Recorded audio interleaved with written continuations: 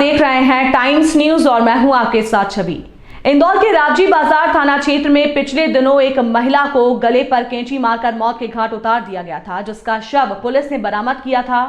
पूरे मामले में पुलिस घटना के बाद से ही आरोपी की तलाश कर रही थी। वहीं मुखबिर की सूचना के आधार पर आरोपी को गुना से गिरफ्तार कर लिया गया है। जानकारी देते हुए एडिशनल डीसीपी अभिनय विश्वकर्मा ने बताया है कि 9 दिसंबर को पुलिस को सूचना मिली थी कि रावजी बाजार क्षेत्र के जबरन कॉलोनी में एक महिला का शव मिला है। मौके पर जब पुलिस पहुंची तो महिला का शव बरामद किया, जिसे गले पर कैंची मारकर मौत के घाट उतारा गया था। महिला की पहचान निकिता प्रजापति के रूप में हुई थी।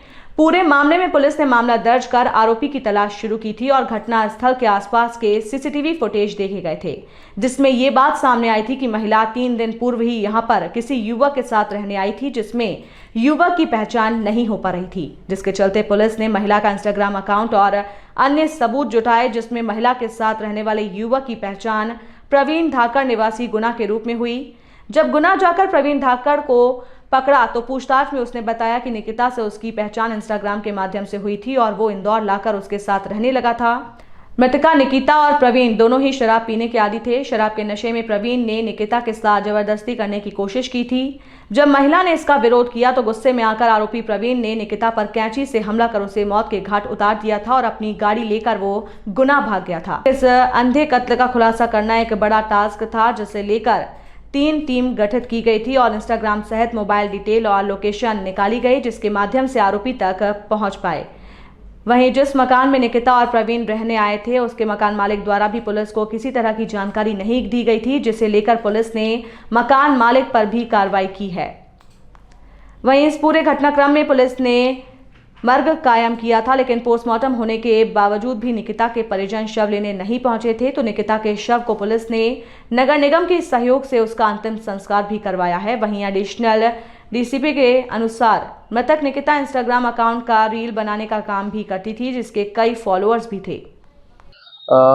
9 तारीख को रावजी बाजार थाना क्षेत्र में जबरन कॉलोनी में एक 20 वर्षीय महिला का शव बरामद किया गया था। सूचना मिलते ही मौके पर पुलिस पहुंची और वहां पर घटनास्थल की तस्दीक करी गई, जिसमें जो मृतिका का शव था उसकी शिनाख्ती निकिता प्रजापति निवासी सागर के रूप में हुई। उसके बाद लगातार उसकी हत्या किसके द्वारा करी गई है, इसके लिए तफ्तीश जारी थी। अलग अलग टीमें बनाई गई थी। मृतिका की हत्या उसके गले में कैंची मारकर की गई थी। इस पर से आसपास के लोगों से पूछताछ करने पे, फुटेज चेक करने पर ये बात सामने आई कि वो महिला 3-4 दिन पहले ही वहां पर कमरा लेकर आई थी और वहां पर उस व्यक्ति के साथ में रह रही थी, जो अभी फरार है। परंतु उस व्यक्ति की आइडेंटिटी किसी को भी नहीं मालूम थी, कोई बता नहीं पा रहा था। तो मृतिका का इंस्टाग्राम अकाउंट, मृतिका के फोन और कैमराज और आसपास के लोगों से पूछताछ करने पर ये बात सामने आई कि जो व्यक्ति उसके साथ रहने आया था उसका नाम प्रवीण धाकड़ था, जो कि गुना का रहने वाला था। इंदौर में यहाँ गोदरेज कंपनी में काम करता था और लगभग 10 दिन पहले ही मृतिका से उसकी मुलाकात हुई थी। बड़ी मशक्कत करने के बाद में रावजी बाजार थाने की टीम गुना पहुंची और वहां पर उसको गिरफ्तार किया। गिरफ्तार करने के बाद में उससे पूछताछ में बातें सामने आई कि वो लगभग 10 दिन पहले से ही मृतिका के साथ में आया था। इंस्टाग्राम के माध्यम से उसकी दोस्ती हुई थी और लगातार ये लोग शराब पीने और नशा करने के लिए साथ में रहते थे। दिनांक 3 से लेके 7 तारीख तक जो आरोपी है वो मृतिका के साथ था और ये लोगों ने नशा किया था। इसके बाद आरोपी के द्वारा बताया गया कि उसने मृतिका के साथ में जोर जबरदस्ती करने की कोशिश करी, जो कि मृतिका के द्वारा विरोध किया गया। उसका विरोध करने के बाद विवाद होने पर गुस्से में आकर नशे में आरोपी के द्वारा कैंची से हमला करके उसकी मृत्यु कर दी गई, हत्या कर दी गई। उसके बाद वो अपनी गाड़ी लेकर के यहाँ से सीधे अपने गृह जिला गुना फरार हो गया। किस तरीके से ट्रैक किया गया इसको? इसमें हम लोगों के द्वारा 3 टीमें गठित करी गई थी। इसमें लगातार टीमें सीसीटीवी फुटेज को चेक कर रही थी, आसपास के लोगों से और फोन रिकॉर्ड्स को चेक करके जिन भी लोगों के नाम सामने आए थे उनसे पूछताछ की जा रही थी।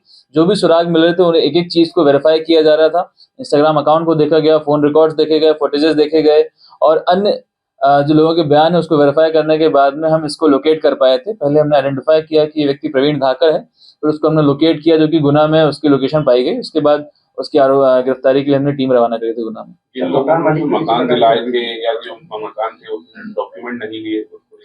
जी हाँ, मकान मालिक के द्वारा डॉक्यूमेंट्स नहीं लिए गए थे और ना ही थाने पर सूचना दी गई थी। इसके लिए पृथक से मकान मालिक के विरुद्ध में 188 का मुकदमा कायम किया जाएगा और उसके विरुद्ध वैधानिक कार्रवाई की जाएगी। जिसने मकान दिलाया था उसको भी हिरासत में लिया।